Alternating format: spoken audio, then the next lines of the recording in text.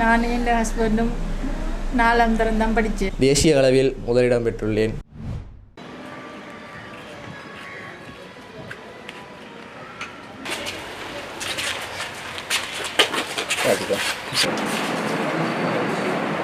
என் மகன் இன்றைக்கு அகில இலங்கை ரீதியில் பாஸ் பண்ணிக்கிறது ரொம்ப சந்தோஷம்.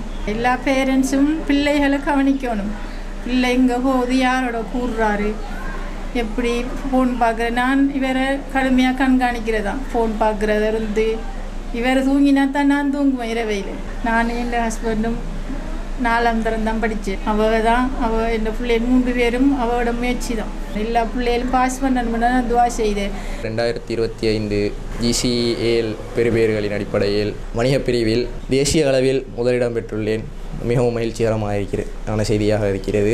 இவ்வெற்றியினை பெற்றுத்தருவதற்கு உதவியாக இருந்த எனது பாடசாலை காத்தான்குடி மத்திய கல்லூரியின் ஆசிரியர்கள் மற்றும் அதிபர் மற்றும் என் சக மாணவர்களுக்கு இக்கணம் நன்றியை தெரிவித்துக் கொள்ள விரும்புகிறேன். இக்கணம் மிக மிக நன்றி செலுத்த வேண்டிய தரப்பினராக எனது பெற்றோர். அவர்களது அர்ப்பணிப்பும் தியாகமும் அளப்பெரியது, எண்ணிலடங்காதது. மைண்ட் டைவெர்ட் ஆகும்போதோ படிப்பில் கான்சென்ட்ரேட் பண்ண இயலாது. ஸோ அதான் பேசிக் நான் நினைக்கிறேன். நீங்கள் படிக்கிறப்ப ஏந்திய வரைக்கும் இந்த ஃபோன் சோசியல் மீடியாவிலேருந்து தவிர்த்துறீங்க.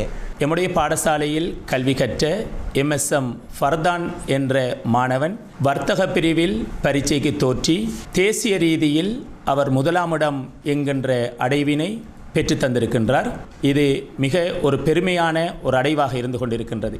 பாடசாலையினுடைய செயற்பாடுகளில் எந்த மாணவன் தொடர்ச்சியாக நல்ல ஈடுபாட்டோடு தொடர்ந்து கற்கின்றானோ அவன் இவ்வாறான அடைவுகளை அடைய முடியும் என்பதற்கு தற்கால மாணவர்களுக்கு ஒன்று முன்னுதாரணமான மாணவனாக இந்த மாணவனை காண முடிகின்றது. இலக்குகளை நிர்ணயித்து யார் சரியான வழியில் பயணிக்கின்றார்களோ அவர்கள் அந்த இலக்கினை அடைந்து கொள்வார்கள் என்பதற்கு இது ஒரு நல்லதொரு சான்றாக அமைந்து கொண்டிருக்கின்றது.